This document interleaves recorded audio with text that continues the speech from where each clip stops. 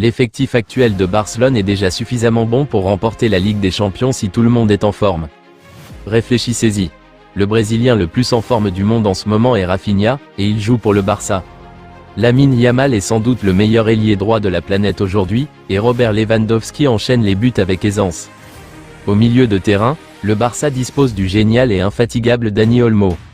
Ajoutez à cela Pedri, Frenkie de Jong, Gavi, Fermin et le jeune Marc Casado, qui monte en puissance, et vous obtenez un milieu de terrain qui devrait faire trembler les adversaires les plus courageux. Mais ce n'est pas tout. La défense actuelle du Barça devrait déjà remporter des titres. Pensez à Ronald Araujo, Pau Cubarsí, Jules Koundé, Andreas Christensen, Inigo Martinez.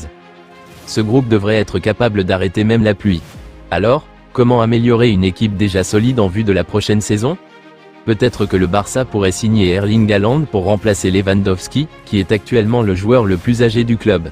Si tel est le cas, je ne vois qu'une seule composition pour une éventuelle équipe gagnante du triplé en 2025-26e.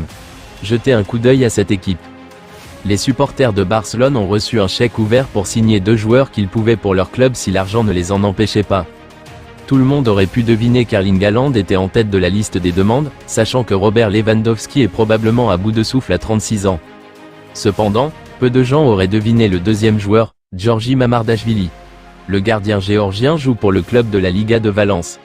Donnez-moi Haaland et Giorgi Mamardashvili et je serai bon.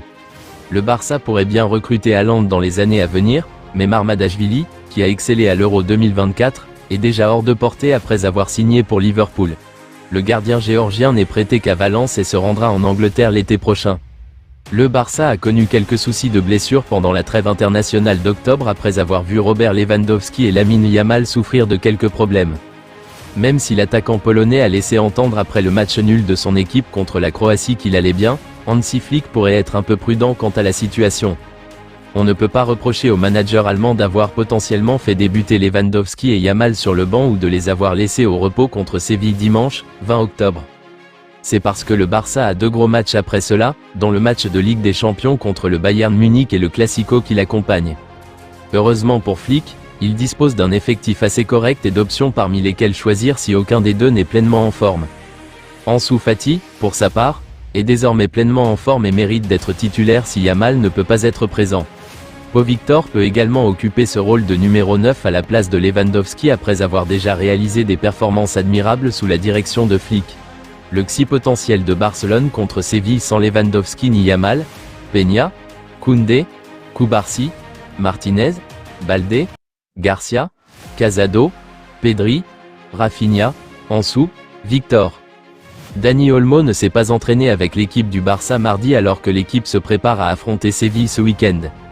Selon Diario Sport, Olmo n'a pas encore reçu le feu vert médical pour jouer le match, même si cela pourrait arriver à tout moment avant le jour du match. Pendant ce temps, Fermin Lopez et Gavi ont repris l'entraînement complet avant le match, avec Gavi dans l'équipe gagnante du jour. Gavi est de retour plus fort que jamais, il figure dans l'équipe gagnante du Barça à l'entraînement. Olmo est désormais très peu susceptible de jouer pour le Barça lors de son match contre Séville, tout comme Lamine Yamal.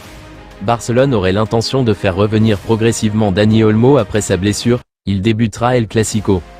Ansu Fati ne veut pas quitter Barcelone en janvier, rapporte Diario Sport.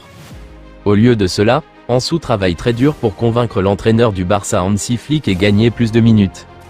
Voici Ansu s'entraînant très dur dans la salle de sport aux côtés d'Alejandro Balde. Ansu a bien commencé la pré-saison mais a eu de la malchance lorsqu'une blessure au pied l'a empêché de jouer les matchs de pré-saison ou les premiers matchs de la nouvelle saison du Barça. Le joueur de 21 ans reste le numéro 10 du Barça, mais il n'a joué que 51 minutes sur 3 des 11 matchs du Barça cette saison. Il n'a pas encore contribué à marquer un seul but. Entré en cours de jeu hier soir en Ligue des Nations face à la Croatie, l'attaquant polonais du FC Barcelone a été victime d'un vilain coup en fin de match. Lewandowski va-t-il devoir rejoindre l'infirmerie du club catalan? Au vu des images, ci-dessous, peu probable. Et il se pourrait même qu'il réponde présent dimanche face au FC Séville. Le joueur a même assuré que ça allait face aux médias. Touché avec l'Aurora, Lamine Yamal est rentré prématurément à Barcelone. L'entraîneur Hansi Flick est prêt à faire un choix fort avec l'ailier. Il semble toutefois improbable qu'il prenne part à la rencontre de Ligue des Champions face au Bayern Munich, prévue le 23 octobre, afin de maximiser ses chances d'être à 100% pour le duel tant attendu contre le Real Madrid. Yamal, qui avait participé à tous les matchs du Barça cette saison jusqu'à présent, pourrait ainsi faire son retour dans les meilleures conditions pour ce choc crucial.